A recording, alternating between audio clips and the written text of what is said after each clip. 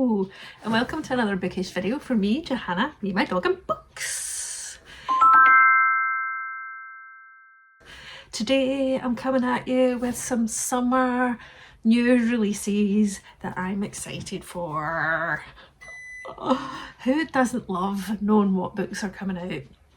Now obviously I set this out, I'm sharing this with you so you can get excited about forthcoming books, but you don't always have to pre-order them. You can reserve them from your library, borrow them from places, or get free audiobooks if you subscribe to audiobook platforms. So don't feel that this will add to your consumption. I don't know what I'm trying to say. I think I've been watching quite a few booktube videos about de-influencing, or YouTube videos generally about de-influencing, like don't buy so many books or don't buy so many things, okay? Books are the thing that bring me joy, and if it brings you joy, buy them if you plan on reading them. I have more books on my shelves that I haven't read. But anyways, enough of that malarkey. Let's get on to the books in no random order. In no particular order, that I am excited about coming out this summer. And by summer, I'm kind of talking like June to August, but I would say most of them are June or July. So I might do another one of these next month or the month after, because I couldn't see many coming out in August, but it might just be me. And I did ask on my Instagram for people to make any recommendations of books that they think I would like, that they're excited for coming out this summer. So no further ado. I'm getting all my phrases mixed up. Anywho's, let's start with one that I definitely have in pre-order, and that is Atmosphere by Taylor Jenkins Reid. Taylor Jenkins Reid has written some of my favourite books: Seven Husbands of Evelyn, Hugo, Malibu Rising, Carrie Soto is back. So all of these, well, Carrie Soto is back, is set in the backdrop of the tennis world, and I have zero to little interest in the tennis world. And this new one is set in a different backdrop, which I have probably more interest than the tennis world, but not a huge amount of interest. And that never matters, because Taylor Jenkins Reid can write amazing character stories, brilliant female characters, and always get you interested in a topic that you weren't even interested in, or you didn't think you were interested in. This one is called Atmosphere, and apologies, I have my notes, because I was making notes earlier to talk to you about, so I didn't forget anything. So Atmosphere comes out on the 3rd of June, and it's described as an epic story of love, ambition, set against the backdrop of the 1980s. Yes. And no, that's not historical fiction. If I grew up in it, it's not historical fiction. Says me. Set in the backdrop of the 1980s US space shuttle program. Firstly, the cover is beautiful. I may have ordered a special edition. I can't mind. But yes, I am very excited about this because I love Taylor Jenkins Reid's writing, and I'm here for it. The next one is also one I have on pre-order. By the way, this isn't all of my pre-order list, I'm just clarify, although there are some on here and some I want to add now. So it says, this one's called, and I need to read the title because I always forget it, Healing Hippo of Hinode Park by Michiko Aoyama. This comes out on the 14th of August, and it's a magical hippo ride in a children's playground that provides a set of strangers with the answers to their dilemmas in this feel-good translated story. This is something like, I don't know if I've got, yeah, it's of the ilk of books like The Rainfall Market, which is like a magical market that just appears I think during the rainfall and can just help people in life. And oh my god, when I get a book out the trolley and I can't get it back in, let's sort that. Anyways, that kind of story, feel good, uplifting, plus it's got a pink hippo on the front cover. So yes, please. Oh, it did say that apparently this is by the author of, not apparently, this is actual fact. This is by the author of What You're Looking For Is in the Library. Now, I've not heard of that one either. I don't know how I haven't, because that sounds like my kind of book. So if you have read What You're Looking For Is in the Library, let me know. The next one is, right, don't judge. This is where I take back everything I say about consumerism. Well, I'm still trying to de-influence myself from consuming too much, right? But this is the point, and this just proves the point, right? So, Strange Pictures by Uketsu came out, and I pre-ordered it because I was very excited about it, right? Because it's a series of drawings made by a young woman before her death, a child's disturbing picture of his home, a desperate sketch made by a murder victim in his final moments. Each contains a chilling warning. Each reveals a terrible secret hidden in plain sight. Uketsu's eerie mysteries have captivated millions of readers. Can you find the clues in these strange pictures and uncover the sinister truth that connects them all? Right? So excited to read this. Have I read it yet? No, but I better, because I've just pre-ordered their new one, which comes out on the 3rd of July, and it's called Strange Houses. And this says, on a par with this one, it says, fiendish and as disturbing as Strange Pictures, a series of floor plans holds the key to a sinister windowless room in a dark family tradition. I mean, it kind of says the chilling Japanese mystery sensation, so I think the other one's a mystery sensation. Plus, the covers of these books. Oh, titter titter. Somebody's got too hot outside. Haven't you got too hot? Are you going to... Oh, there you go in there. Look at her. She goes outside, right, because it is actually quite sunny and warm outside just now. And she goes outside to the point of panting at almost collapse. I've tried spraying her with water, I've tried shooing her in. She doesn't listen, but eventually she'll come in and then collapse. And then she'll go back out and then continues the yo-yoing in and outside. That is Lucy in the sunshine. The next, the next one is by an author who I've read. It's a trilogy with a prequel, and I really enjoyed, although preferred the first 2 books in the story, and that was A Good Girl's Guide to Murder by Holly Jackson. I've actually not read much more of her young adult books, but this one, although if you have and you think I would like them, let me know in the comments, but this one is her debut adult thriller called Not Quite Dead Yet. This story is about the victim of a brutal attack which has left her 7 days left to live, and she's set out to solve her own murder. I think that sounds amazing. I actually don't know, at the point of recording this, I don't know if it's got a cover reveal, but it must have, because it's 17th of July. But when I was looking on the Waterstones website, it did say, like, cover coming soon or something. But editing me will know, and editing me will put it in. So thank you, editing me. If not, you're just looking at I don't know what we're looking at yet, because I'm not ready to yet. So that one's there. Let me know if you've read any more of Holly Jackson's books, but I'm very excited by this adult thriller.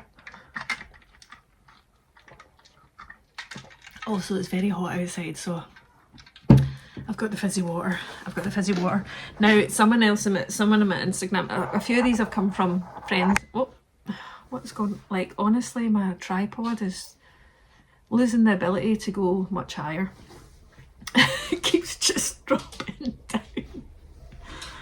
I'll invest in a better one at some point. Anywho's, the next one, another person on Instagram recommended, and I was like, oh, I recognise that author's name, and it's Abigail Bergstrom, and she wrote a book called What a Shame, which I absolutely loved.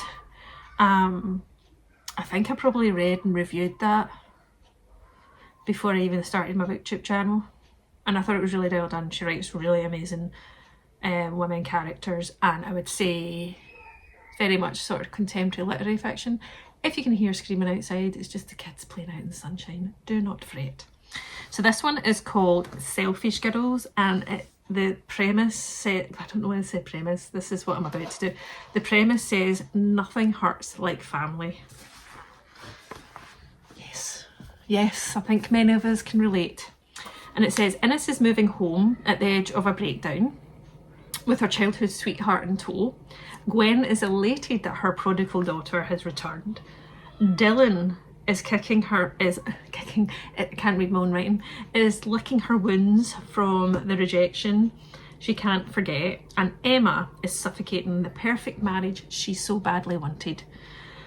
Once inseparable, back together in their hometown, peeling back layers of a once forgotten, haunted past. This sounds like utter family relationships, complex characters, sort of untold or unresolved, like secrets and annoyance. And I love the cover, and I loved Water Shame. And I don't think I said when it was coming out. It's the 10th of July. So I've added this to my wish list on Waterstones because I was like, this sounds amazing. And then another one, which is by an author that I'm aware of but haven't read. I think their last book was Natural Beauty or something like that.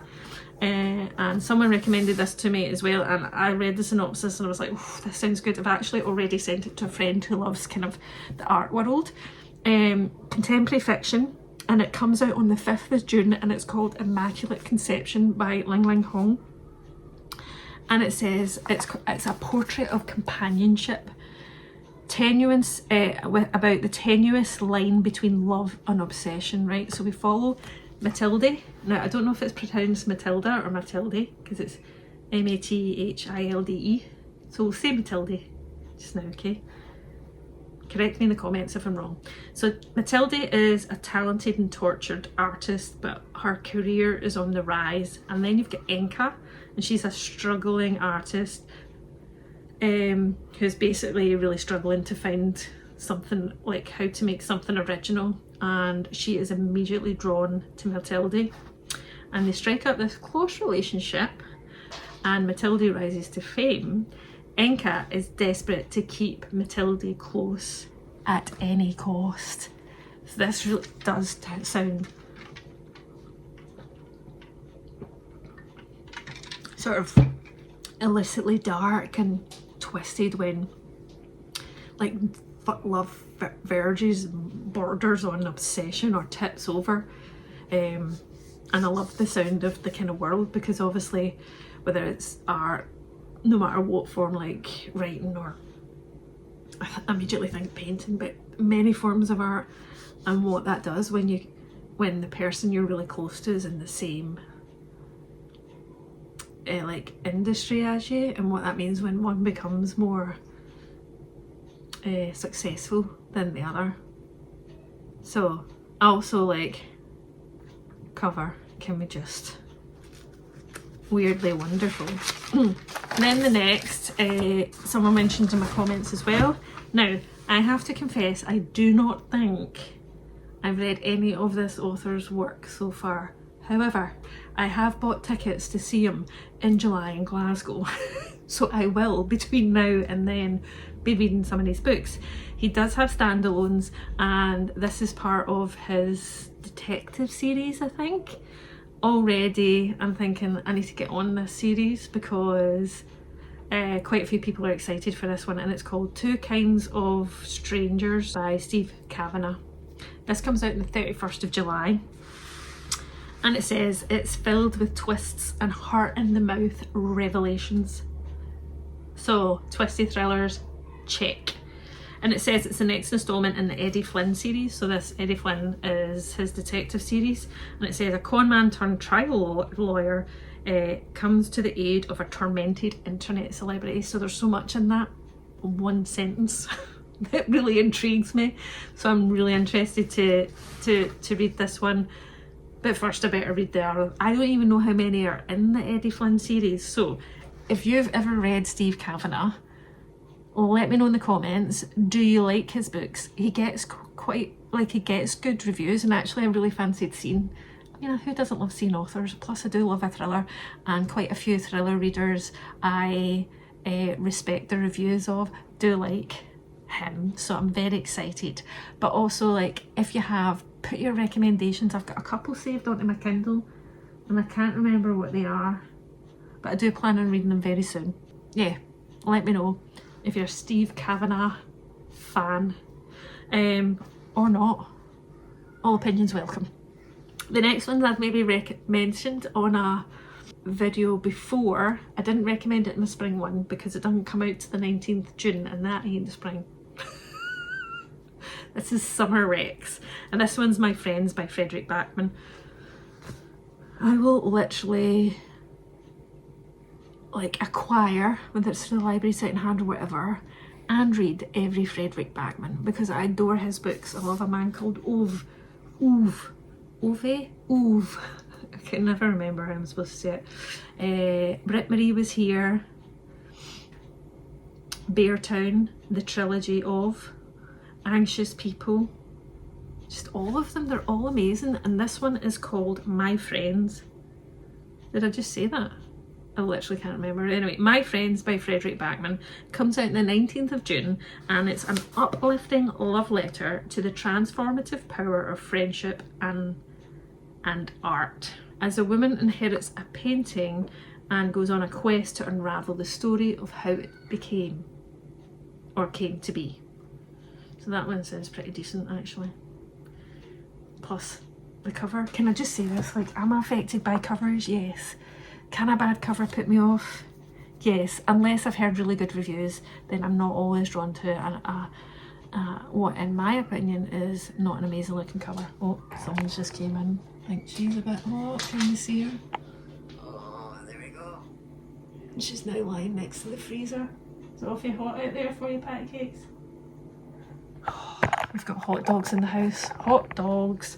Now, this one is described as a book for fans of Meg Mason and Coco Mellors. I do like Coco Mellors. I think I've read Meg Mason as well. And I like the sound of this one, but it might not be one for everyone. And also then I'm like, oh, how graphic it's going to be. So it's called Bittersweet by Hattie Williams, and I've not written down when it comes out. Editing me. I'm putting a lot of responsibility on editing me. So this is a debut that tells an intoxicating tale of desire and power as a young publishing assistant in an eminent indie London publishing house, and a successful older writer embark on an all-consuming illicit affair. So that clearly is going to be exploring the world of, or the premise of, power and inappropriate relationships, methinks. I really like the idea of the premise, but also of the authors, that people say if you like this author you might like this. So that sounds like an interesting one. Plus, it's set in a world of the publishing industry, so who doesn't love books about books? Then the next one, I had never heard of this one, right? When I was scrolling through Waterstone's website of what was coming up, and I was like, oh, something about the title pulled me in. And then I read the first sentence of the synopsis and I was like, I'm adding that to my wish list. It's called The Compound by Aisley Roll, and it comes out on the 3rd of July. And wait to hear what it says. Lord of the Flies meets Love Island. Yes, please. It says, this dystopian thriller finds a group of beautiful young women at the mercy of 10 men as the reality TV cameras roll. I know nothing about this author. I'd not heard about this book at all until earlier today when I was researching for this video, and I'm sold. I'm absolutely sold. So if anyone knows of this, well, it's his debut, so nobody's gonna, but if anyone's heard about this, let me know. Or if they've ever been lucky enough to read like an arc of it, let me know. Now, I can't mention forthcoming books this summer without mentioning the last book in the Her Majesty's Royal Coven series by Juno Dawson. This is the final conclusion. Now I've still to read the book just before this one, and this one's called Human Rights. And obviously, if you've read any of them, they're very satirical. Yeah, they're fantasy, and I'm not normally into fantasy, but it's that sort of fantasy that is layered over our world and the politics and patriarchy of our world, so it feels so relatable. And at the end of the day, they are all about saving the beloved coven. So that's all I want to say, because if you've not read any of the books, reading you the synopsis of the last one is not a good idea. Plus I've not read the book before that, so I'm not going to read it, other than I love Juno Dawson's writing, I love Juno Dawson's books, and this is a great series, even if you're not a fantasy fan like me. I'm not anti-fantasy, I just have a limit in the fantasy level. Then last but not least, I'm recommending this book because I like the premise. I know the author because she wrote Mexican Gothic, and I DNF'd that because I really struggled with the writing. So technically, why this is on my excited releases list, summer releases list, I'm not sure, because I didn't, but I'm always like, maybe it just wasn't that author's book that I loved, and maybe I'll like this one, because wait to hear the premise. Well, firstly, it's called The Bewitching. Thank you very much. It comes out on the 17th of July by Sylvia Moreno Garcia, who also wrote Mexican Gothic. And this is a ghostly tale of a graduate student focused on history of horror literature,